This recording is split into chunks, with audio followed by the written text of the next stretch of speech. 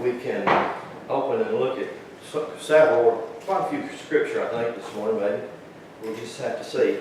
But we're going to start out with Genesis 2:7, but then we'll look at Genesis 1 again, Genesis 1:26, just to lay the foundation. But I want to say something about a few of the things we talked about yesterday, and that is I think one of the number one things that everybody, and it doesn't matter to me race, color, creed, it doesn't matter to me what religion or what ideologies they have or have had, that's the worst thing that we could ever have had done to us, and that was put a religious claw in our brain.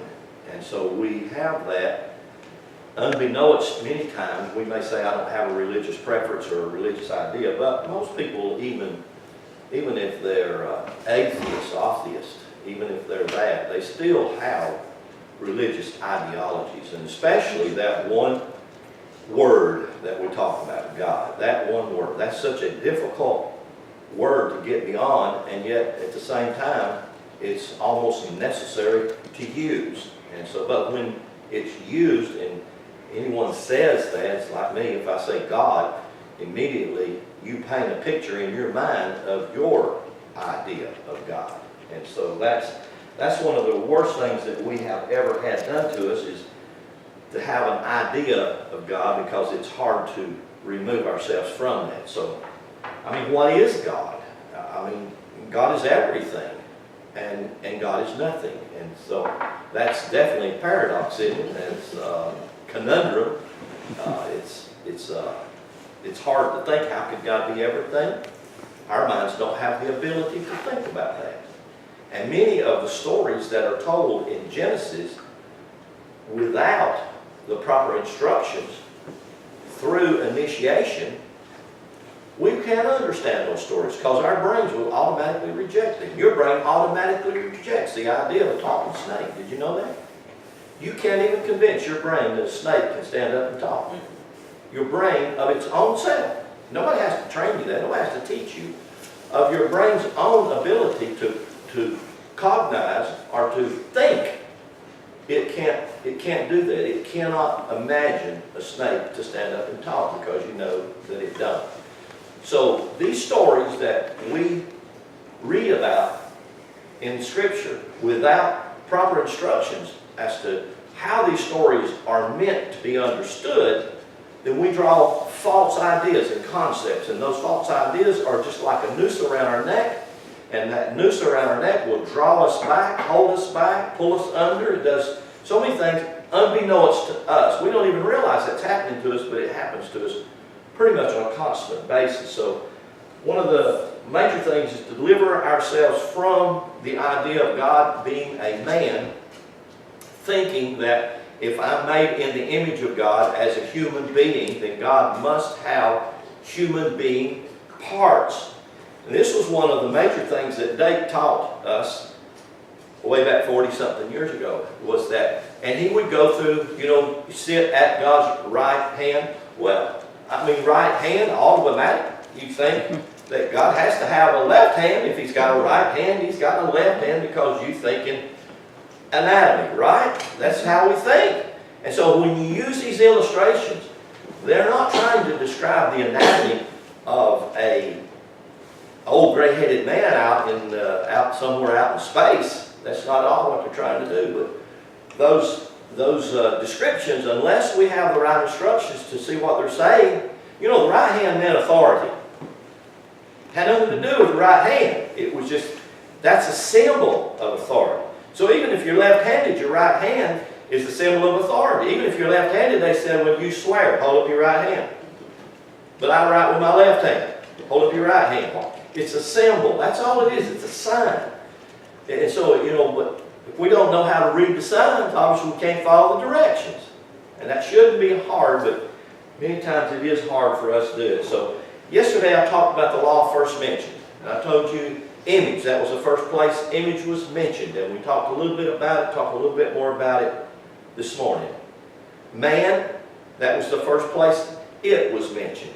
And if you remember, we talked about man, Adam, Aleph, Dam, the word dam is the word blood. Aleph is always a glip that stands for the manifest or the ideology of a universal energy.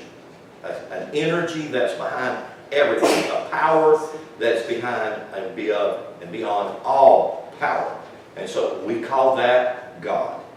Not a man, but we call it God. Simply to mean it's all powerful. But also it means it's everywhere and nowhere. In other words, it's not restricted to one place. It is everywhere present, period, no matter where it is or where it's not. It's still there.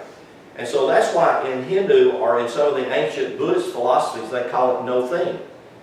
But in a Western mindset, or American mindset, or a Christian mindset, to say no thing, we think of nothing. But it don't mean that it's nothing. It means that nothing is everything. And in Hebrew, it's called asaya. That's a Hebrew term, asaya, which means no thing, or no thingness. But no thingness is everything. It is we have another word we call the void. Y'all have heard that, the void, the great void. But the void is not empty. The void is filled, but it's empty. See, all of these are conundrums, and I know that. They're paradoxes. And until we entertain these thoughts, and they get used to thinking like that, after you get used to thinking like that, then it's nothing to think like that, because it's everything. Okay, so we'll start out here. This is the first place that this particular Hebrew glyph or this word is used. So we'll look at this Genesis chapter 2, verse 7. So go there with me if you can, if you would. Genesis chapter 2, verse 7. And let's just read this.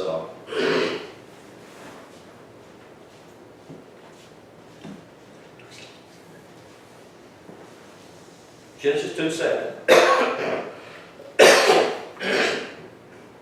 I got a fly in my throat. It says, and the Lord God, excuse me, I think I just swallowed a gnat. You got a gnat in your throat? Yeah.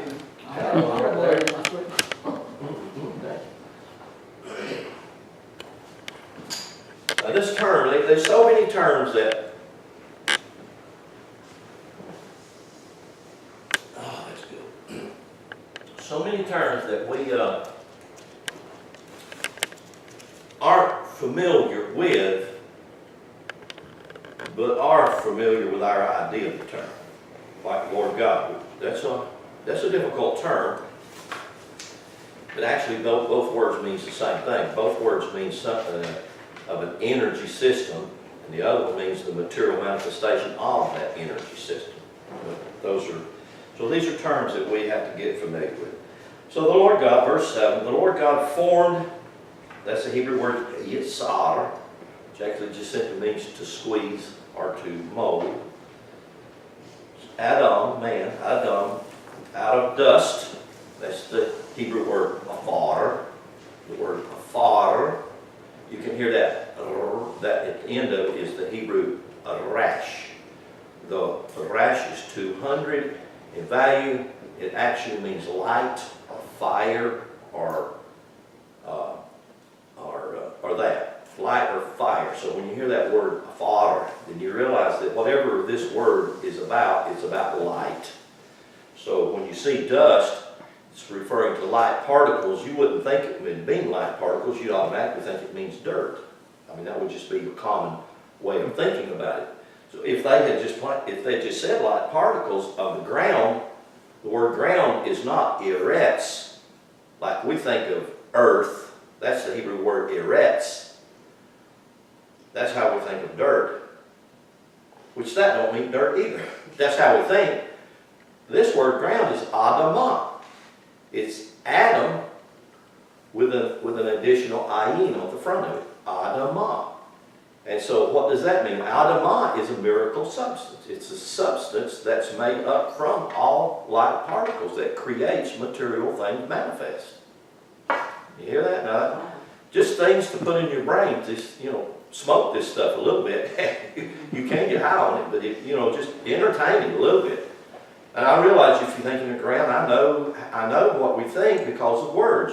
And for me, now that I have learned these things, it's not a big deal, or it's not a problem for me to read them and think literal. I don't have to do that no more. I think, okay, there's spiritual, mystical meanings behind this. Breathe. Neshama, that again, neshama, we're going to talk about that word in just a few minutes. Neshama, breathed into his nostrils the breath of life, and man became a living soul. And so that word soul, I just want to put that on there, that's nafesh. So I want to put this word nafesh on the board, and we're going to talk about it. We'll look at it just a little bit here in a minute. Nafesh. That's a non.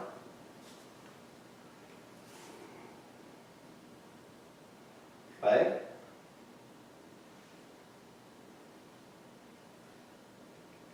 Sheen. Nafesh. Non-face sheen. And I'm going to put that up there because it doesn't mean a whole lot to you at this point in time, but as you learn, we understand the glyphs and how they're put together to form what we call a word. And this equals so. Then it begins to mean more to us. So. And so, the soul is misunderstood for the most part. The spirit is misunderstood for the most part. And so I wanted to get more clarity as to how they are used, as to how they kind of work like a husband-wife, kind of like a team, like a right and a left, how they work in unison. And so as we see that, I think as we begin to see how they begin to work, then things begin to fall in place and are clearer. And so that's the main thing, is to get a clearer picture and to try to free up some of the muddy water that we have been diluted under. I want to put my wheel back up here, and I wanted to do it again this morning, similar to how we did it yesterday.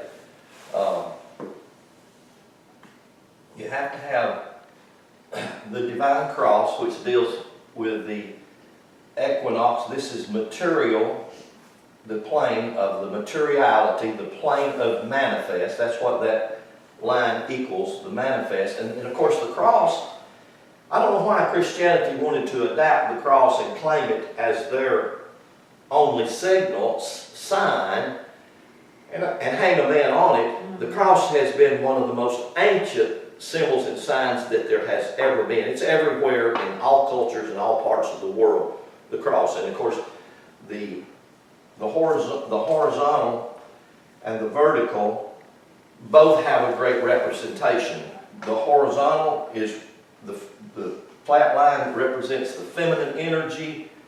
The straight up line, the phallic, represents the masculine energy. It's always those two energies are built and they're designed to commingle. They're designed, they're built that way to come together and to commingle. Okay, so what does all that have to do with the soul? Well, again, let's do it this way so that we will have a good picture. I always heard, and so I got the revelation that a picture's worth 1,000 words. So this can say more than 1,000 things. And when Annie did this yesterday, it just really hit me. It lit my mind up when she did this little thing right here. And I thought, wow. I thought, let's just leave it like that. Do you know why? God, that spoke volumes to me. When I take this eraser and I erase this center where all of these things are crossing and coming together, wow, that opened up a vortex in my thinking. My mind, it opened up a huge vortex just to leave that circle without anything in the center of it. Because actually that's the no thing. That's the everything. You know what I'm saying? I mean, that's the vortex. That's the world of where everything comes from. But then we carried it another step further. said, well, you know, Ezekiel had a wheel in a wheel. And you know, Ezekiel talks about the Merkabah. And I'm sure a lot of you have heard a lot about the Merkabah. My ideologies and my take on the Merkabah and the Naphiel, which I know you probably, a lot of you have heard teachings on the Nephilim. The Naphiel, which is used in Genesis 6, of the word for giant. It's only used twice for the word giant, and then there's six other different places that another word is used for the word giant, but actually simply means large in stature. But the Naphiel, or the Nephilim, has nothing to do with stature. It would be like saying Mahatma Gandhi was a giant. Now, can that resonate with you if I say Mahatma Gandhi is a giant?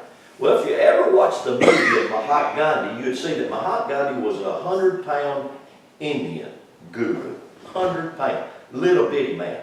But that little bitty man, 100 pounds, brought the entire British Empire down on its knees without doing anything. That's what I call a giant. That's exactly what a Nephilim is. It has nothing to do with bodily stature. It's what I call the non-words. Like, for instance, the word soul. The word soul starts with the non. Words that start with, or glyphs that start with the non, have phenomenal meaning behind them, but it has nothing to do with physical stature. And when I say that, I'm not saying that there haven't been people with large stature, but I can say this from the original Hebrew. Anybody that tries to say the Nephilim or the Nephiel are giants don't understand what they're saying. They just don't understand the Hebrew. And that's all. It's not a disrespectful statement against them, because I understand I can go on YouTube and I see all kinds of bizarre things said about Genesis 6 that have nothing to do with Genesis 6. If we could ever get Genesis 6 clearly tucked away inside our hearts and our minds, it would open up another world for us of great possibility. So, anyway, the Naphesh, which is a non-word, is called soul. And it has its root in another word, and that word is right here. I'll show it to you, and I want you to watch this word. It says, and the Lord God formed man of the dust of the ground and breathed. Everybody say, breathed. Breathe. Breathe. Everybody say, neshama. Neshama. Nesh. See, I mean, you know, you can hear the resemblance in naphesh, soul, neshama. As a matter of fact, neshama is spelled similar to soul, but different. And so what is the neshama? Now I want to use myself again.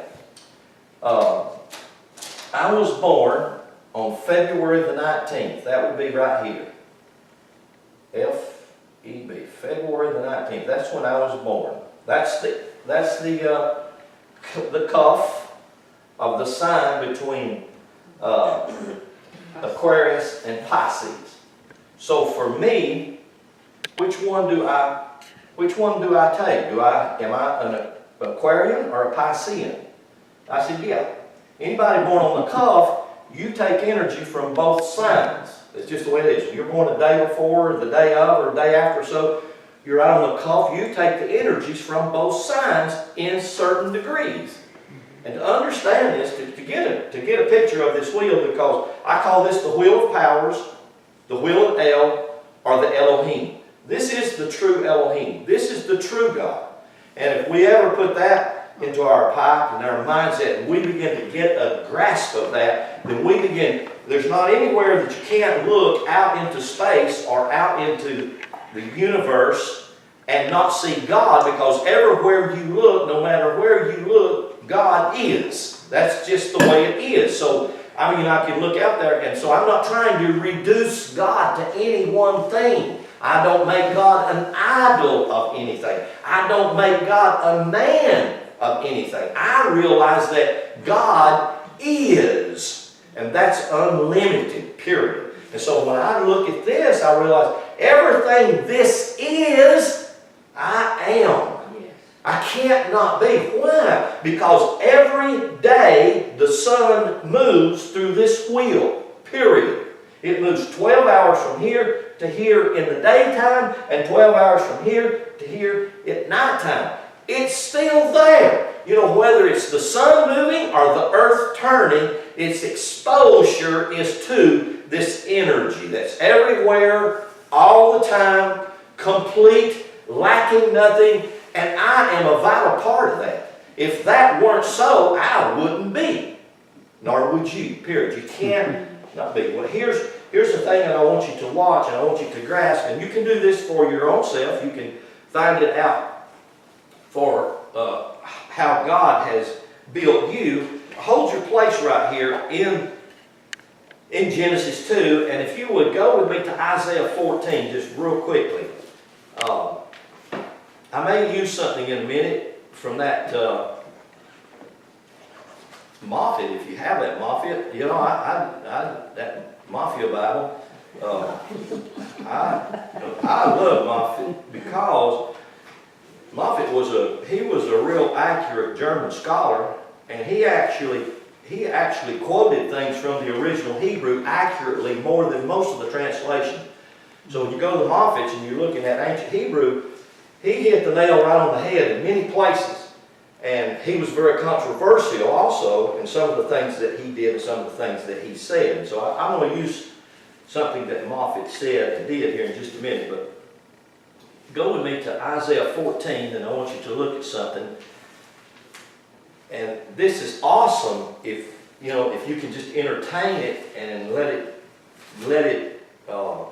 resonate inside your being. Just let it ruminate. Just let it soak in there. Just marinate with it.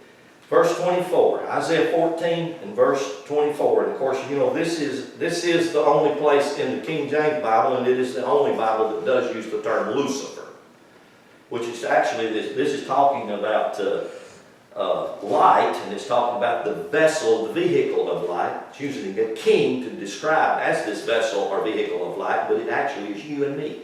It's us. We are that. Verse 24 says, "And the Lord of hosts," the Lord of hosts. If you take that word host, you'll find it first mentioned in Genesis chapter 2. You don't have to turn over there with me. We'll go back over there in just a minute. But you'll find it first mentioned there in the first verse of Genesis chapter 2. The heavens and the earth were furnished, and all the hosts. Now, that's a phenomenal word, and I actually did a teaching on it, several weeks of teaching. These are the hosts. The 12 watchers. The 12 angels. The 12 sons. The 12 tribes. The 12 gates. The 12 apostles. Each sign represents a post. That's what that word actually means, apostle. We call it apostle. I mean, I could go on and on, but do you kind of get the hint of what I'm trying to say? It comes back to this. Well, what are the hosts? Well, that's God. God is the host. And these are called so many different names. So here we go. Verse 24 says, "And the Lord of hosts," remember the word Lord. I divide this into 4 divisions. I take 4 different pieces of this pie. Yod-Heh-Vav-Heh, that's the Lord. It's still talking about the whole ball of wax. It's still talking about you. So the Lord of hosts hath sworn, saying, "Surely I have thought, so shall it come to pass, and as I have purposed, so shall it stand." I want to just say this at this moment, and I want you to just really marinate with this. Think about this.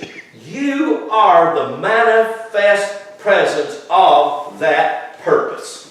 Period. You're not a mistake. You're not an afterthought. You're not all of the other things that religion tries to tell you that you are. In other words, you did this, you did this, you did this, and all of the other things that they want to make you feel so bad and just say, come at the cross, kneel down here, pray the prayer that we have you to pray, and you're going to be okay. You are okay.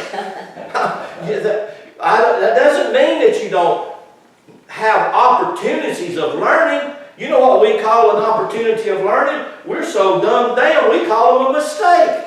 There's not anything that's ever been a mistake. There are many great opportunities to learn how not to do something.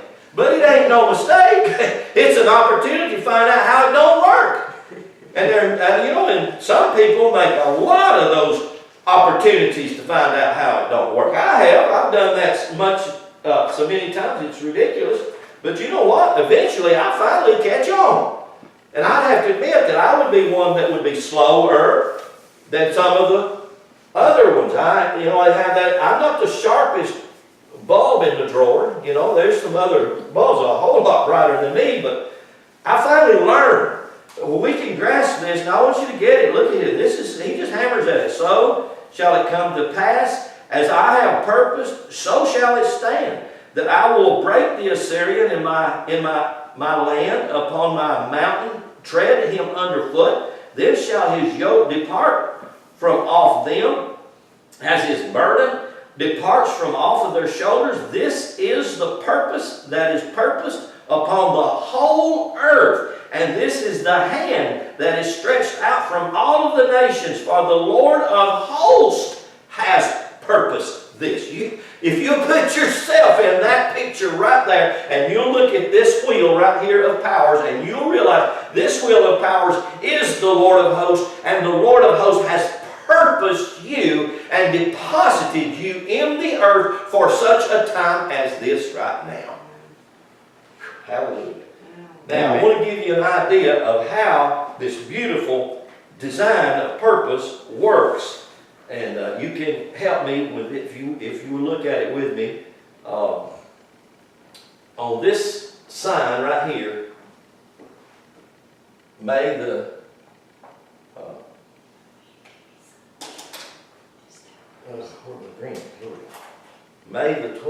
around this date. This is, it's somewhere around this date, May the 21st, or somewhere between I could say somewhere between May the 18th and the 24th, somewhere in that week. Rachel and James Hayes copulated. And a seed from James Hayes was released, and that seed lodged in Rachel. I want you to get that. Can y'all see that clear? I want you to see that. That seed was released and it lodged in Rachel Brock Hayes' womb. And do you know what that had in it? It had the purpose and it had the design of the host to manifest voila. Wasn't a mistake. Nothing about it was a mistake. It really wasn't even something that they planned. It was. God planned it. The host had planned it. Now, that right there is called my soul. That's my soul. That is my soul. My soul was sent out from this divine design with this purpose in mind that I would be what I'm designed and built to be. You can put yourself in there and find out your place. It's not really hard. Just take where you're born, just count backwards on the wheel 9 months, and you're pretty close within that. What is it? 40 weeks gestation period, and that's pretty well the normal time. You'll find that to be very accurate, somewhere around 40, 42 weeks, 41 weeks, but mostly 40 weeks. That'll be the gestation period. Some kids will come a week early, some a week late, but they're going to be pretty close in that period of time. So that's my soul. So what was my soul doing? My soul listen to this, my soul in my mother's womb was building a temple, a tabernacle that had already been designed by the Lord of hosts, by God itself, God Almighty. And you know why God was building it? You know why God was designing it? God was building it and designing it as a place that He's going to live. And he's going to live all of the days that I manifest in this dimension at this point in time through me. And the same thing's true about you. Everybody, period. Every human being, every one of us. And that soul carries that intent, carries that design, and it carries that purpose. Now, another marvelous thing happened, and this thing happened 9 months later.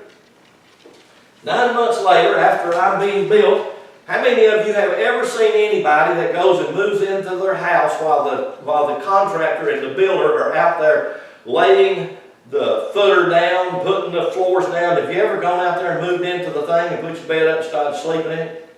You don't move into it until it's finished, right? Think about that. No, you don't move into the house, you don't move in the temple until the temple is built, until the temple is furnished, until it's ready. Then you move in. 9 months later, guess what? On this date, February the 19th, here's what happened. Mama coughed me out. And when Mama pushed me out of the womb into this dimension, the first thing I did was neshama. Breathe. What happened when I breathed? Then the ruach, the spirit, joined the soul in the journey of the manifestation of this particular person. And this same thing's true with you. There's no mistakes made. Everything is perfect and everything is designed the way it's to be designed. I just don't know how to tap into all that I am, because you see, this wheel represents all that I am and all the powers that I have. And if I can get this is the Elohim, this is God, this is the Lord of hosts. It's from this I draw my being, period. It's from this that I live, I move, I breathe, and I have my being. From the Elohim, from God, from the source. Now that is a divine design. And really I wanted, Annie, if you would, I wanted you to take this. And I want you to look up Exodus for me. That's the Moffat's translation. I want you to look up a passage in that Moffat's translation. Let's see, I think I wrote it down somewhere. I think it's Exodus chapter 3.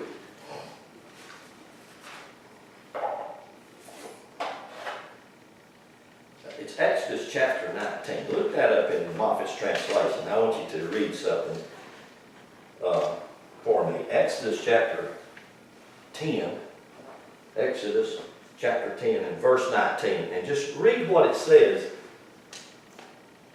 And I want to show you why. This symbol with these colors, and I did these colors on purpose because this symbol and these colors, the green and the red represents fire, which always represents the spirit, always represents the power of the manifest, fire, and that's why the pyramid is always pointing upward. This other pyramid that's downward, one of them's male, material, green, is pointed downward because it represents water. And that's the one thing you'll find when you find this word soul and you find this word spirit, ruach, you'll find that one of them has the ingredient of water and you'll find the other one has the ingredient of fire. That's just the way the Hebrew words are written. Did you find that Exodus 10:19? Just read that out loud. Just what does it say? Moses left the Pharaoh and besought the Eternal. And the Eternal now made a furious west wind, which caught up the locust and whirled them into the Red Sea. Into the what? The Reed Sea. There you go. Did you notice how she said that? Did you notice how she read it? She just run right past it. We all do the same thing. Because you see, it's not the red, R-E-D-C. In Hebrew, it's the reed, R-E-E-D. It's not a typographical error. It's a visible error. Because we would do just exactly like she just did. We would read right across that and read red because that's what we've been taught. That he crossed the Red Sea. That's not what they did. They crossed the Reed Sea. You have any idea what color a reed is? Green. We ought to. A reed is green. Green, yeah. They're green. So actually the water looked green.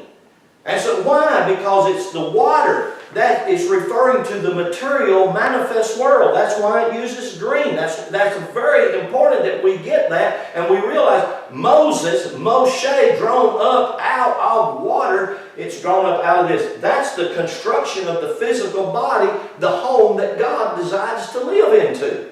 And this home is made from you and me. We are this home. It's made as the image. And the word image, and this is where we were at yesterday, about this word image.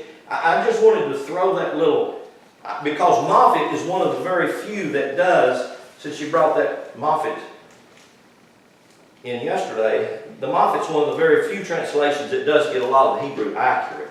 And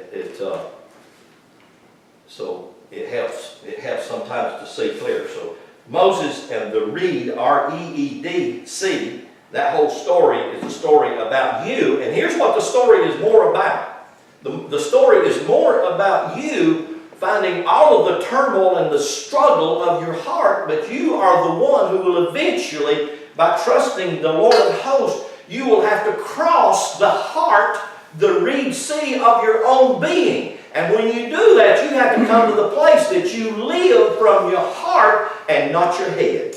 Because the more you live from your head, the more you begin to wander and spin around and around and around, and go around the bush and around the bush for 40 years, 40 again, same thing.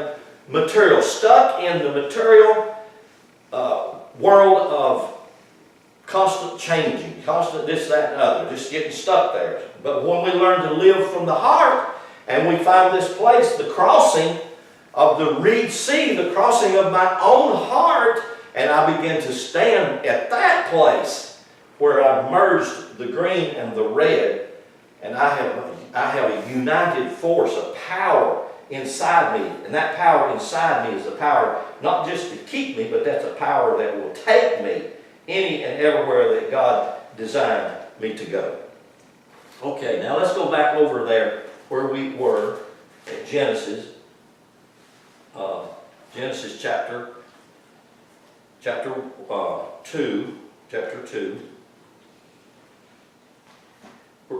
And the Lord God formed man of the dust of the ground and breathed into his nostrils the breath of life. The word breathe there is neshama. Breathed into his nostrils the breath of life. And here again, James deposited me, and God, the soul, the Lord, began to build me. Built me and finished the temple. And when he finished the temple, Mother pushed me out of the garden.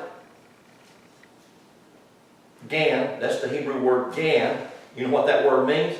Protected place. One of the safest places in the world, right there in the womb of your mom. It is.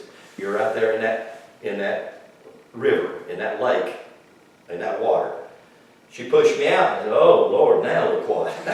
So here I am. Here I am. But you see, I didn't come alone. Now then I have the Spirit, breath, ruach.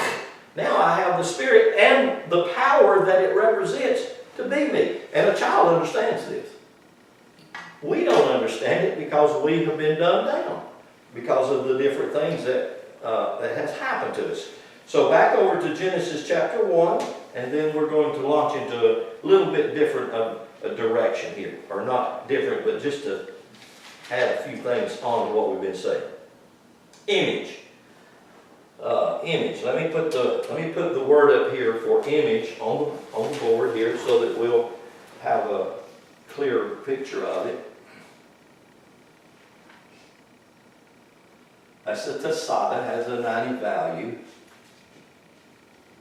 And the Lamid has a 30 value. And that's the final meal. Now, let me do this right here. These two glyphs are really close. They look like the English G, but they're not. And the best way you can see them is the vast difference in their numerical value. But when you're reading, like if you're reading the Torah, if you're looking at the Torah, and it's just these glyphs, they're clear in distinction, you have to understand. This one's basically square with a little ear on it. And this one right here looks just exactly like a English G, you know, with the two circles and a G, but it's flat at the bottom. This one's 40, this one represents 40 in value, and this one represents 600. This one always represents salt water, and this one always represents fresh water. So if I'm spelling heaven, all I would do is I would add a sheen, which is a 300 value. And I would add a yod.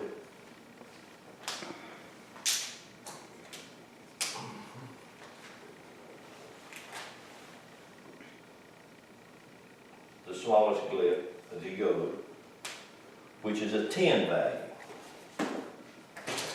10. And again, 10, you remember yesterday I showed you that 10, the numbers that always represent 10 is 4. 1, 2, 3, 4, and 7. 1, 2, 3, 4, 5, 6, 7.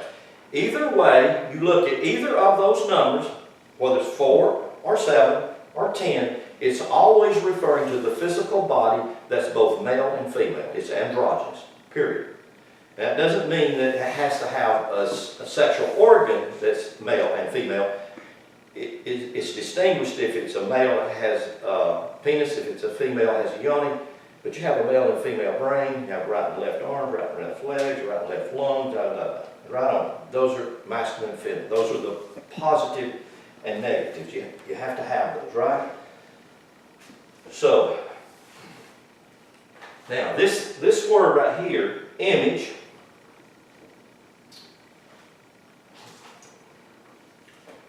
now y'all can ask me a question anytime. I'm going a little slower. Image, then we're going to get to this one, and dream. Image, the image is important. I mean, if you said I am as the image of God, and you looked in a mirror, and all you thought of, as you looked into that mirror, all you thought of is your physical form, then you didn't get what this word means, image. It hasn't got anything to do with your physical form. That's just the suit that you wear. The thing that you really are as the image is all of this. Because all of this astrological wheel, the 12 powers, all of these 12 powers are what built you, and therefore there's not any part of these powers that's not you.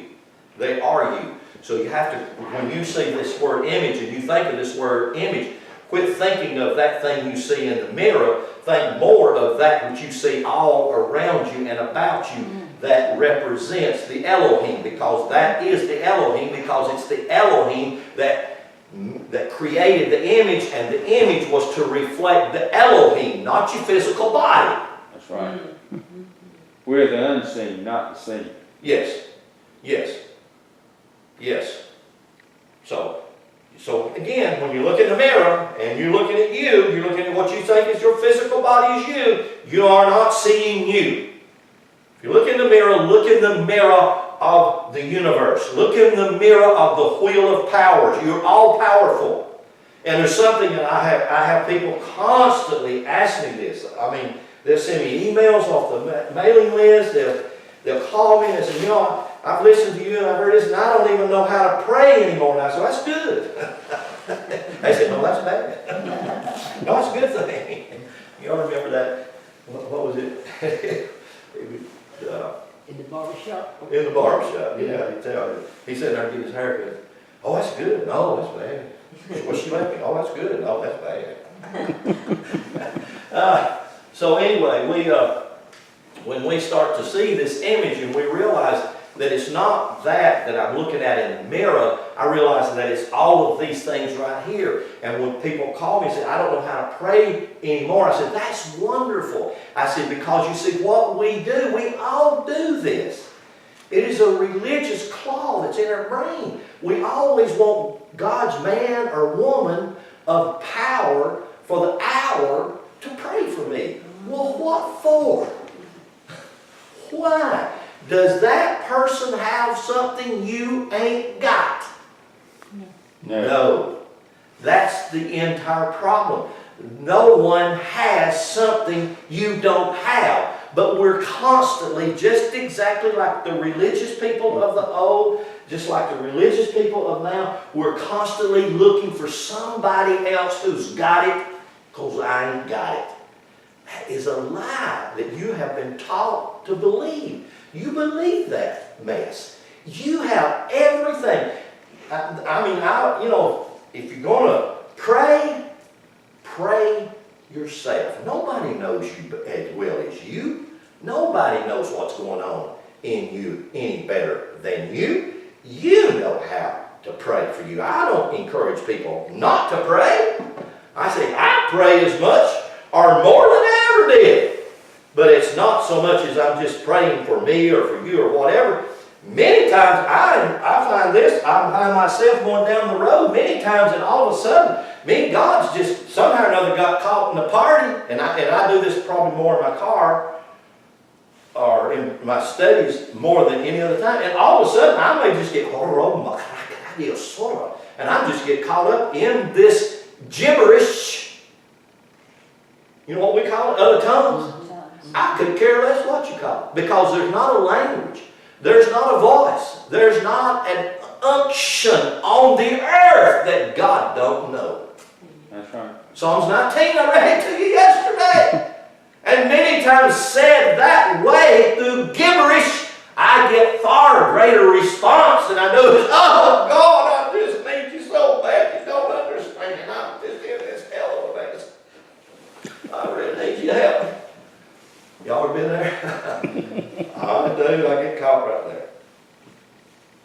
But when we learn that we are the image, you put yourself anywhere in there you would like, because you will fit there, and you are as much in the image. I didn't just incubate right here and make me any different than any of you. I think Annie was deposited here, incubated around, and came out here. And I'm not sure, different ones. I know my granddaughter is exactly the opposite. She was deposited here and incubated and come out here. I mean, I can do my grandkids, my daughters, and people I know, I can do them on the wheel, and I can see where, it doesn't matter where they were deposited. Because you see, there's not a day that you don't go by that the wheel, the power is not imparting itself in you. So we have the whole ball of wax. No matter who you are, what we think we don't know, the soul knows it all. You remember it says, I'll bring back to your remembrance. What? All that stuff I forgot when I come into this physical form, and I forgot it, I still know it. And it's inside me if I will draw it. I can if I will. I can reach down in there and pull that out of me because it's in me. It's a divine design of essence. So that's the image. That's what the image is. Whatever the wheel of power, astrological wheel of power, the Mazzaroth, whatever it is, I am. And I know that's probably putting me way out there on a limb of hypocrisy or whatever, but I don't really care. I'm just trying to make a point that get us to see both God different and see myself as the image of God different. I got to see myself as God sees me. I got to see myself as God built me. I got to see myself as God I am. So, that's hard to say. Yeah, God, I know it is. Yeah. Until you said it a little bit, and then it sounded okay. Don't sound too bad. I might could do that. It'll be all right. Now Genesis 37:5. Real quickly, I'm just bumping through this, and real quickly, Genesis 37:5.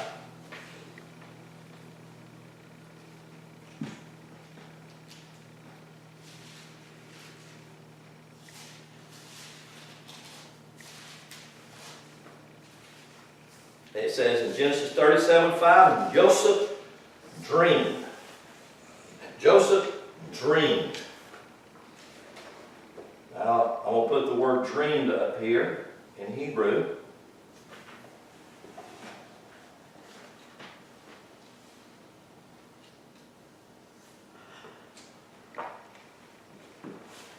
And I want you to pay a lot of attention to this, and I want you to notice how close that the image, I've been hammering at that. I'm trying to go overboard at hammering on the image, and I'm trying to go overboard at hammering on God. Because the image and God are basically, in the manifest world, the same thing.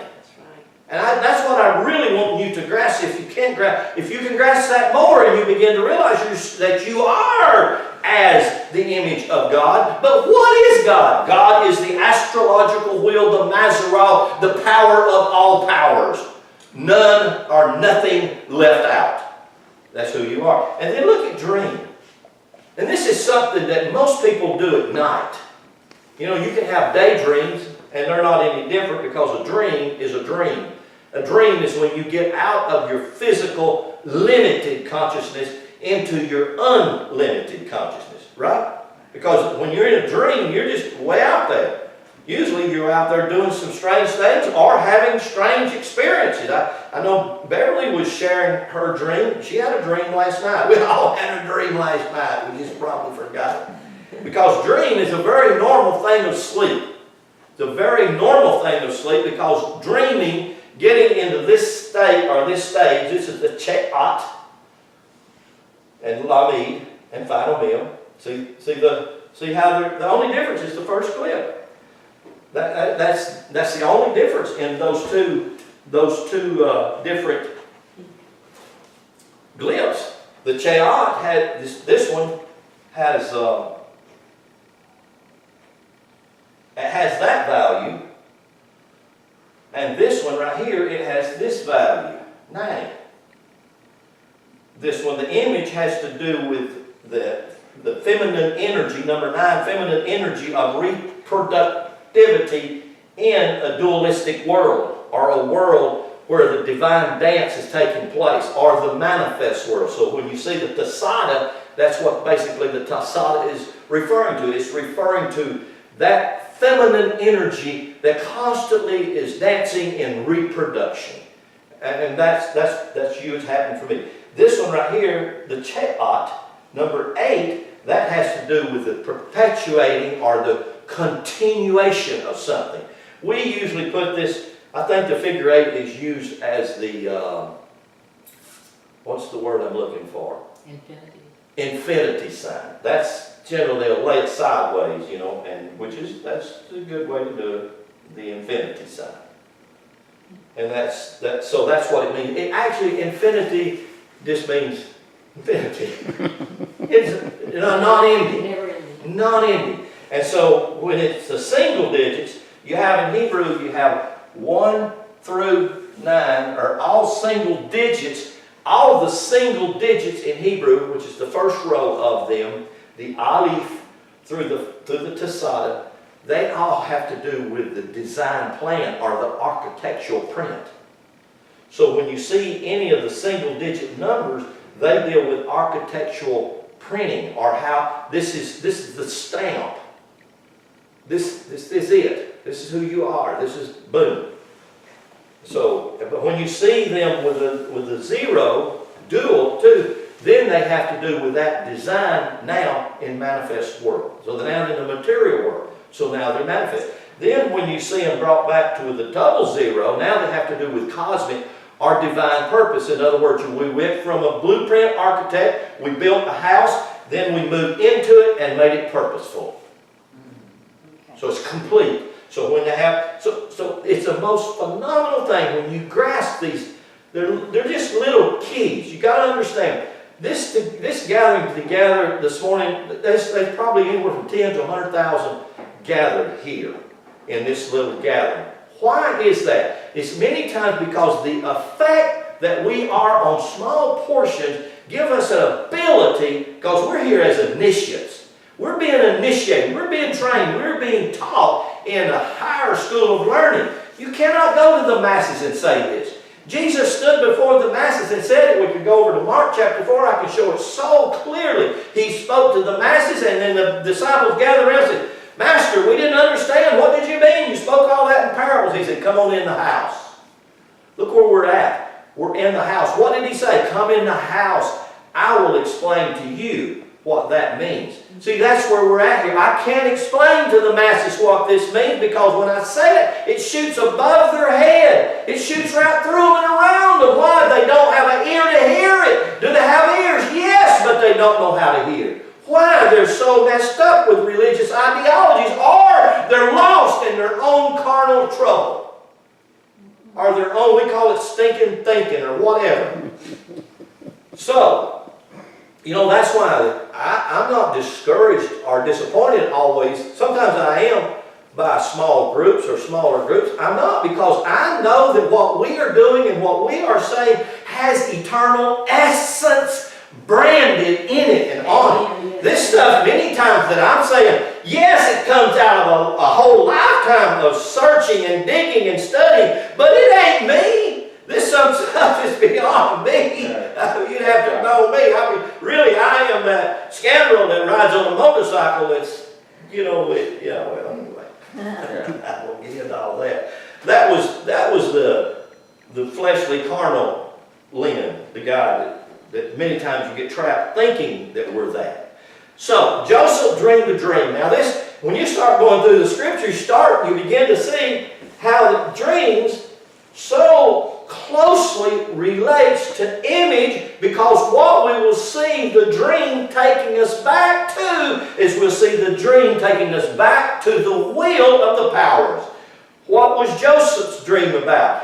Right back to the will of the powers. He went back and he told his daddy and he told his brother, and they said, oh, and his daddy and his brothers represented the will of powers. And you cannot get by it, you can't get around it, you can't discard it, it's just simply plain out there. Now go with me to another place, the book of Daniel. Now this is beautiful. Someday I'm going to turn loose and I'm going to do an exegesis on the entire book of Daniel, and it will be a stem winder, I promise you. It's going to be I did that with the book of Ezekiel one time years ago, and someone asked me again to go back and redo the book of Ezekiel, because the title of the book of Ezekiel is Man, Adam. The entire book of Ezekiel is about man. I don't care if he saw a wheel in a wheel. I don't care if he had a Merkabah carrying this to that. It's still, the title of the book of Ezekiel is man. In other words, it is totally about you, and it's totally written in mystical language. When you read the book of Revelation, all the book of Revelation is a compilation of the mystical teachings from both Hindu, Buddhist, Egyptian, and Hebrew, and they draw heavily from the Hebrew book of Ezekiel, the Hebrew book of Daniel, and I know I studied these books. I used to teach and preach these things right out of Date's college courses, and knew them and did them that way, and I said, it don't make sense. It don't fit. It don't fit with the truth. It fits with the comprehension of a carnal mind. And the more I began to see that, it gave me a basis to start from. But the more I began to see it, the more I began to get clearer on what it was referring to. See it. So with me over here is the book of Daniel. And I want to read about this character right here. Y'all familiar with this book, right? Yeah, everybody's familiar with the book of Daniel. So, the book of Daniel, what is it? 12 to 14 chapters. It's a very, very short book, 12 chapters. And it is such a powerful little book. So much in it. Chapter 2, it says, and the second year of the reign of Nebuchadnezzar. Nebuchadnezzar dreamed dreams. Same thing that happened to Joseph. And if you remember, Joseph's dream was about the 12 astrological wheels. Nebuchadnezzar's dream is exactly the same way. And it should begin to give us an indication as to what dreams are, more where they're coming from. Where are dreams coming from? They're coming outside you, aren't they? They're coming beyond you. They are beyond you. They're far beyond you. Why? Because they are energy from the wheel of power. Go back and look at Joseph. at Daniel's right here. Nebuchadnezzar. Let me read you first. Nebuchadnezzar. Let me see if I can find Nebuchadnezzar in this book. Here we go. Nebuchadnezzar. Nebuchadnezzar's name actually means chief protector, or he comes from Nebo, the original fire. And his word, the word Nebuchadnezzar means Nebo, chief protector, and or may mean Nebo, protect, etc. He was the Lord of brightness. Okay, and I understand Nebo was a Babylonian king. I realize that in our religious training that Nebo had the Israelite people in captivity, bondage, and all these kinds of things. I realize all of those things. So, but Nebo is a hero in this, but Nebo is you. Nebuchadnezzar. Nebuchadnezzar is you. So here, let me give you this. This is what he means. Nebuchadnezzar represents the emotional child of nature. You get that? There's not one of us that in my dream I'm not stimulated emotionally. Period. Not one. You have to understand what happens when your emotions get stimulated. When your emotions get stimulated, your two internal senses come alive. Many times your two internal senses aren't used so much during the day or during activities because your 5 outward senses are so engaged in your living life. Right? Now, it's actually hard many times to engage your two internal senses unless you purposefully do it. But when you're asleep, you do not have your 5 external senses engaged. You have your 2 internal senses. And so that's why he says Nebo, or Nebuchadnezzar, represents the emotional child of nature. Because how many of you remember in a lot of your dreams have that childish energy about them. I can do anything. I'm innocent. I can jump over a wall and leap over a building. And I'm Superman. Hallelujah. I'm Superwoman. I'm Wonder Woman. I'm all of these things. But also in the dream, just as a child. How many of you remember as a child, they turn the lights off, and sometime when you're 4 or 5, you've heard a horror story and you're afraid to step off the bed because there's a booger or a bear under the bed. Y'all never experienced that. Those fears. Well, you got to remember now, listen to this. The dream, what is the dream doing? The dream is activating your 2 internal senses, which those 2 internal senses are like this. They are the caduceus on the pole of your backbone, and they are beginning to activate that DNA code that's inside you, that's in touch with all of the glandular connections in your body, that every one of those glands are a major drugstore in itself, and it can release things in your body to heal and to comfort and to strengthen and to do repair work on your physical body. Thus becomes the purpose of a dream. Why? The purpose of a dream is take you right back to your image. Why? Because your image was drawn from the Elohim. The picture of who you are. It's amazing how we can have 2 different words and not even be familiar with them and associate them together. But they are. They're both so powerfully linked. Nebuchadnezzar also represents the emotional child of nature who wants to fulfill all of the desires of the soul. It's tapping into that deep energy of your heart, the deposit of God as your being. To fulfill the desires of the soul, whether they are good for him or not. Why? Because the child has got a little bit of a non-fearful, inquisitive attitude, don't they? They ain't afraid to try something or do something. Whether they're good for him or not. The world is full of Nebuchadnezzar people, and we call many of these people psychics. That's the Metaphysical Dictionary. Y'all wonder what I got quote me from. Metaphysical Dictionary. So, let's look at Daniel and see what Daniel says about Nebuchadnezzar's dream. And we'll kind of wind down on this and just disconnect here from this. Look at this in chapter 2 and verse 36. This is the dream. Verse 36. This is the dream. And we will tell the interpretation thereof before the king. You, O king, are the King of kings. For the God of heaven hath given you a kingdom, power, strength, and glory. And wheresoever the children of men dwell, the beasts of the field, the fowls of the heaven, hath he given into your hand. He hath made you ruler over them all. It almost sounds like a repeat of Genesis 1, where God says, I built you, I now have empowered you, and now I give you dominion, and I command you to go out and have dominion and conquer it all. Sounds that way, don't it? Kind of like that, in a way. Hath given you given into your hand, and hath made you the ruler over all. You are this head of gold. Now you have to understand what we're going to do here with this head of gold is we're going to come into four,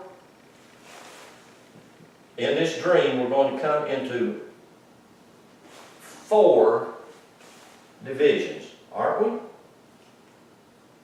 Y'all remember that? And anytime you see the word 4 again, the Hebrew dalet, number 4, which is kind of like a 7, like our 7, number 4, dalet or delete. Anytime you see the number 4 again, what are we talking about when we're talking about delete? We're talking about Yod Hey Vav Hey, we're talking about carbon, hydrogen, nitrogen, and oxygen. We're talking about fire, earth, air, water. All of the ingredients that the soul is deposited into and the spirit itself fail, die, or come into through the breath of that baby, all of these are referring to the physical world. Every one. Who he says, you're the head of gold. Verse 39, and after you shall arise another kingdom inferior to you, and another third kingdom of brass, which shall bear rule over all of the earth, and the fourth kingdom shall be strong as iron.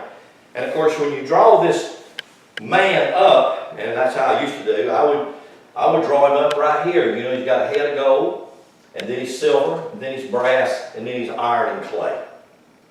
So again, and you put those different things in these 4 corners of the astrological wheel, and you see that they perfectly. These feet of brass and clay right here is the fishes. The fishes represents your feet.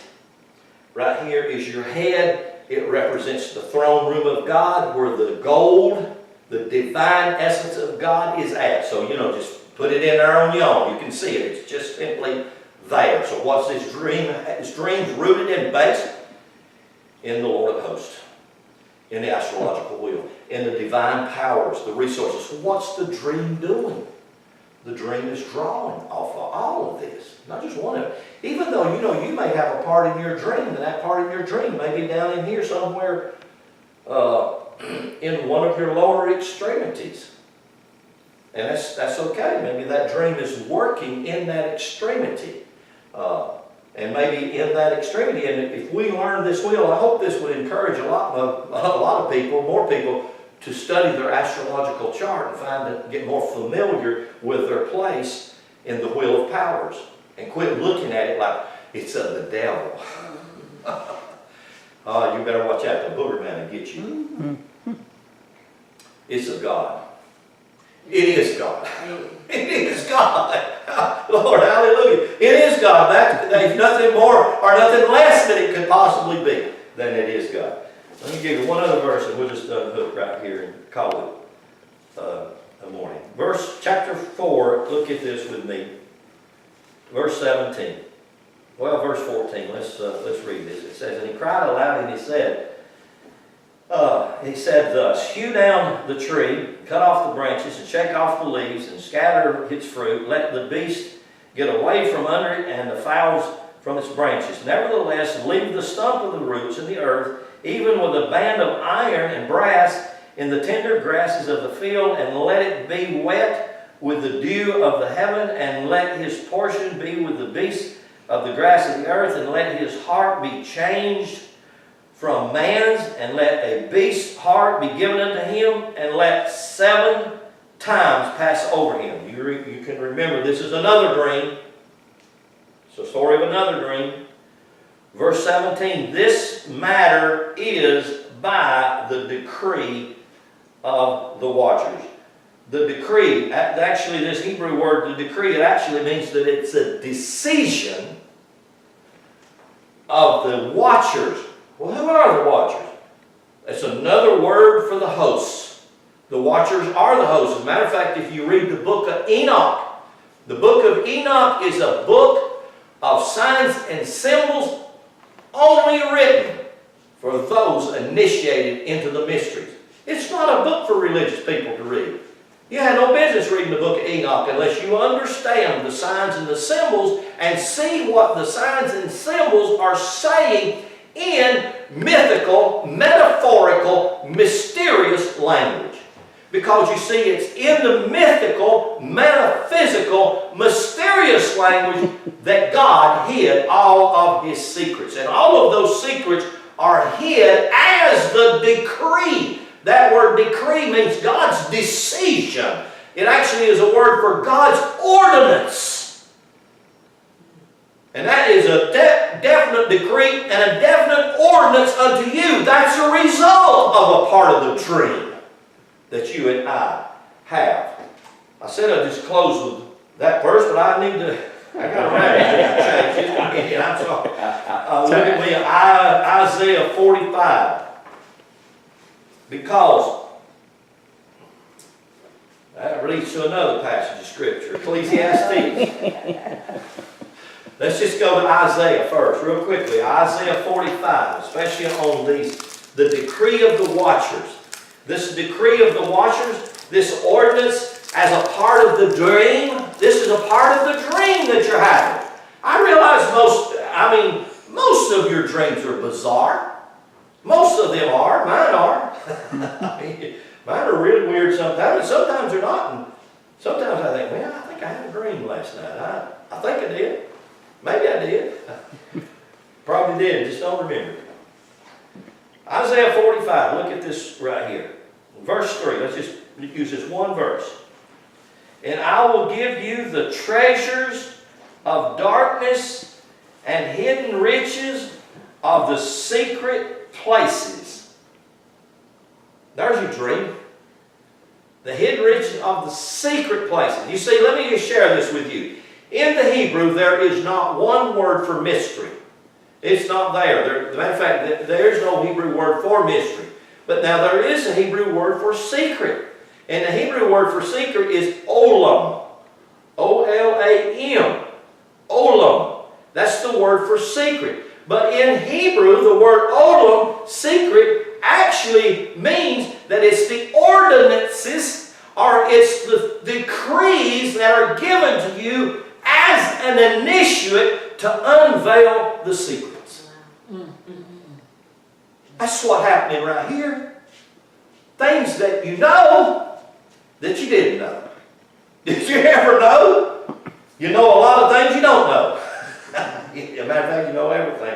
And that's exactly what he said. He said, there is a deposit of treasure. That word treasure actually simply means money. You can go to the book of Ecclesiastes. I think it's Ecclesiastes chapter 10. Maybe it's verse 11 or 17. I'm not perfect, but it's close there. But it says this very clearly. Money is the answer to everything. Matter of fact, let's just go to the book of Ecclesiastes. Because I want to show you something over here in Ecclesiastes. Ecclesiastes chapter 3. Ecclesiastes chapter 3. I'll read this in Hebrew about this word. Ecclesiastes chapter 3 and verse 11. It says, and he hath made everything beautiful. Remember that little song? Everything is beautiful in the whole world. It is. It's ugly sometimes, but it's beautiful. Now watch this. He hath made everything beautiful in his time. Also, he hath set the olam. King James translates this word olam for world. Which ain't bad, that's okay. But olam, what does olam mean? It means the secret. It's exactly how it's used right there in Isaiah where we were just at. What verse are you? Verse 11. Chapter 3, verse 11. He hath made everything beautiful in his time. Also, he hath set the world. It's the word olam. And I'll tell you another way the word olam is translated. Heart. Where does he say it's at? Right here in this translation. He said, I set the world in your heart. The heart, not the pumper. I'm not talking about that cardiac muscle. I'm not talking about that thing pushing blood. This is what I'm talking about. I'm talking about the heart. Actually, the heart, if you were to take the brain out of your body, and if you just jerk the brain right out of your body, what you think that you would pull out is just this big round thing up here. That is not true. If you pulled your brain out, you wouldn't just pull this big round thing on the top of your head. You would pull out the entire column of your neck and your spinal column all the way down, and 360 something million, I think 365 million nerves that go out your whole body. That's one. That's your heart. Your heart is just not here pumping. Your heart goes from here all the way to the tips of your toes. It is your entire nervous system. That's your heart. It's not just your head. But if you pull it out, you pull out everything. Because that's one. And there are some analogical books, and I do have quite a few different ones that show me these different things when I'm looking at it or I'm researching or I'm trying to figure out what it's saying or what I'm seeing by what it's saying to me. I find some that do show what I'm telling you for the heart, referring to the very core. That's the core of your being. That's the kundalini. That's the caduceus. The ancients knew this. The caduceus is not a brand new symbol that the doctors finally concocted and said, well, let's call this symbol of the two serpents, the caduceus, let's call this the sign of the medical degree. So there's not one medical degree that you get that don't have this caduceus on it. You know, some of them come to the top up here with a head with wing, some eagles, which is good. That's true. That's an ancient symbol. Why? That's what you're doing at night. You're tapped into your heart. And you're flying, aren't you? Because you have wings of the eagle. You can soar. You're just like the eagle. You're the most powerful being. So these secrets that are in your heart are connected to your dreams, that are connected to your image, that's connected to God. So while you're right here in Ecclesiastes in closing, go to Ecclesiastes chapter 10. Go to Ecclesiastes chapter 10. Verse 19. This is the King James translation. A feast is made for laughter, and wine and scotch make merry. So that's a little addition. Yeah. That's a little bit hazy. It's pretty close though. I mean, it has a little Hebrew in it. And money answers all things. So I'll just let you see that so you didn't think I was making it up. Ecclesiastics, what was that last one? And money answers all But I things. mean, what is the verse altogether? Oh, Ecclesiastes. that's Ecclesiastes chapter 10. I believe that was verse 11, wasn't it? Chapter 19, I'm sorry. Ecclesiastes chapter 10, verse 19. The Moffat says, men feast for merrymaking and they drink for revelry. And money does it all.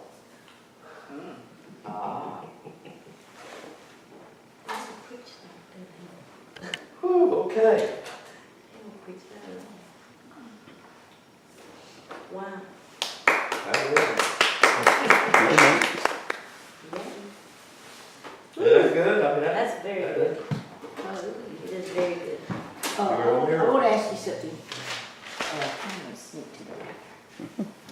the scripture that says, Camera's off. man shall not No, live it's by on. bread alone, but by every word that proceeds out of the mouth. To me, the preceding word is that emanation. You It's cannot write the word of God down. Yeah. It cannot be written, because it's the energy, the life of it is in that emanation. What would you call the bread?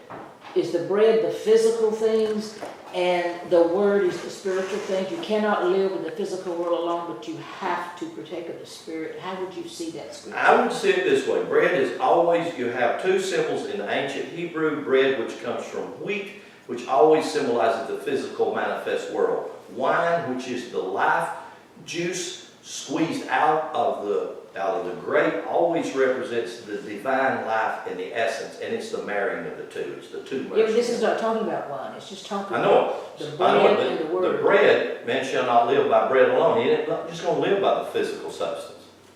Yeah, that's what I saw. Not just live by Agree. this out here.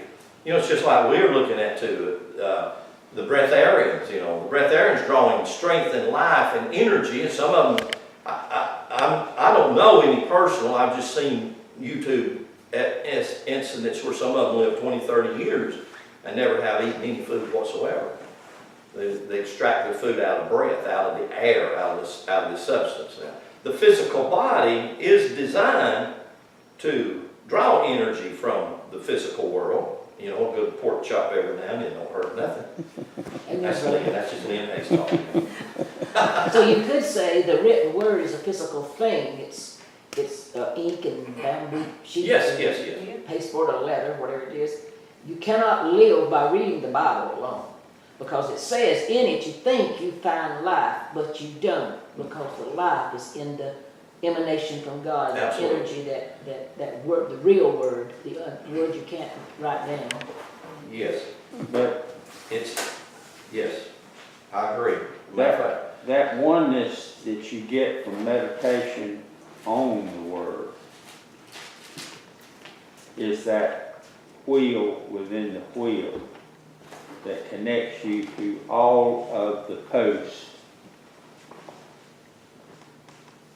yeah, every time you do that, you're exactly right. Every time you're spinning the wheel of fortune, every time you know, we were talking, where were we talking? We was somewhere, I can't remember, we was talking, oh yeah, we was up here, we was talking with Jeff.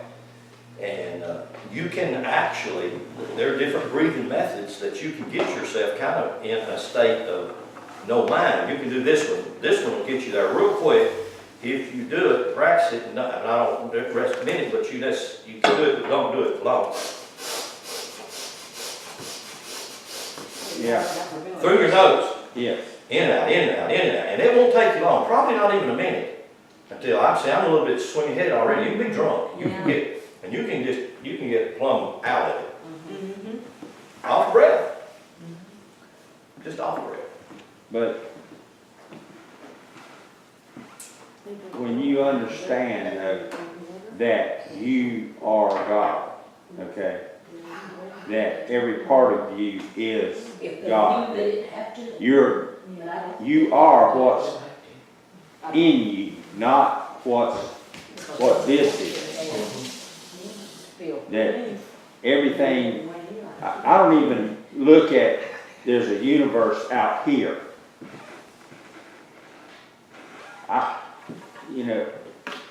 I'm connected in here, is the way I feel about it. Right. You are the universe, you're saying. Right. And I think medical science has proven it more and more and more, that so far they have gone way out with telescopes, and yet they have found that there's more inside you, and the deeper they go, the deeper it gets, and the more it begins to expound. They realize that the universe of me, the universe of self, Right. the universe of you, is as vast as this one out here.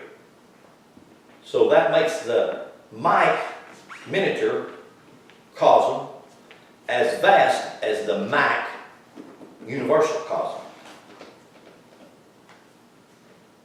Yeah. I think this will this will enter that. It's the same thing.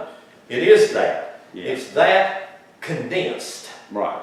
And so when you're through with it, it just goes right back into this substance world, but what life's it goes right back to that source of universe that it is. Right. When we get into, when we get out of the physical into the essence, we're right back there. Yes, the soul is designed to be in the physical world and to be one with the ego self, so that the soul, without judgment or condemnation, can experience all of the joys, pains, victories, defeats, any and everything the physical world can give it, without judgment and without condemnation. The Spirit comes in to life it and empower it during all of those events without judgment and without condemnation. Period. And see, we have this idea by religion that this Spirit, i.e. God, is sitting up on some kind of a huge throne with a scaffold in his hand, and every time you do it, buddy, he comes down the scaffold, I got you, and I got it wrote down. And I'm going to call you in record on account of it. That's bull. That is literally bull. God does not keep in remembrance any one thing. You know why? God don't live in any past or any future. God is only present all the time. Yeah. The soul can engage in past and future because the soul has been designed to the egoic condition of the world. So you have a conundrum with your spirit soul. You have your spirit that never remembers what you did and not takes in account what you're going to do. But you have the soul that can, because it's just exactly like your ego self. But it's without any judgment and without any condemnation. This whole idea of a judgmental God is religion. Amen. It is just... So, do you think the soul is actually the Akashic record that they're talking about? Yes, the soul does carry the Akashic record, absolutely. And here's another thing, since you brought that up. The soul, if you have, and we do have, here's where karma comes in. Karma has nothing to do with the seed sown. Seeds that sown bear fruits, which are results of the seeds that are sown. And so when you sow seeds in a physical dimension and your life has expanded, those seeds either brought results or they died dormant just like they are, and they do not go with you because they are not eternal. They are not timeless. They're in time. However, the soul and karma takes those events. The soul does record and have memory. So when you pass from this world into the next world, yes, your soul will carry the memory of many of the events that you had. Many of them were painful. And if you want to see a perfect example of what I'm talking about, watch the movie that we watched yesterday. And I don't want to sit here and blubber like a baby, including Kirby. And you'll see what I'm saying. Karma is simply a pain you carry from a past life that hadn't been resolved. And many people, children, come in with huge pains from past experiences that aren't resolved. Living this life in this material world is a time of resolution. It's a time to resolve. It's a time to you to settle issues, and you are empowered to settle those issues. You are. We're empowered ourselves to look at them and judge them. Judge them as they don't harm me or they did harm me. And if they did harm me, I can say, okay, it's settled. I release you. I'm finished. That's right. And you're healed. And guess what? You don't have to bring that back on the wheel of karma. I said that with passion because I'm really passionate about this whole idea. There's such a screwed up mentality about karma and sowing seeds. Karma ain't got nothing to do with the seeds that you sow. The seeds you sow, you get results. And if you haven't got results, that's okay. The seed died unborn. Jesus gives us a perfect illustration. Matthew chapter 4. He said, some of them are sown on the rock. They can't get root. They don't go nowhere. That's what I learned and what was so beautiful in this oneness. You learn that you are actually Christ on the bema seat of your karma. Yes. In other words, you judge yourself. Every individual judges himself. He is the Christ for himself. That's why God made it this way. That's why Jesus said in the book of Revelations, 21st chapter, Jesus said this. He said, I will grant you to sit on my throne and on your throne as I overcame and you overcome. Well, what in the world are you overcoming? You're overcoming the karmic conditions. That's right. You're dismissing the pain, which is the word for sin. That's the better word for sin is pain. And that's why Jesus looked out at the crowd and he said, Father, forgive them. They don't know what they're doing. Why? They're doing it out of pain. They're not doing it because they're scarred and got scarred because they're born here scarred. It's not true. It's because of pain. And when we see that, you know how you view humanity when you see it that way? You view it through the eye of compassion. You might not like what they're doing. Matter of fact, you probably won't. You can't be mad at him. But you do, yeah, say that. You're right. You see them through the eye of compassion. You know what? You could do it this way and say, were it not for the grace of God. Yes, There. amen. Yeah. All creations alike. I'm not beyond that.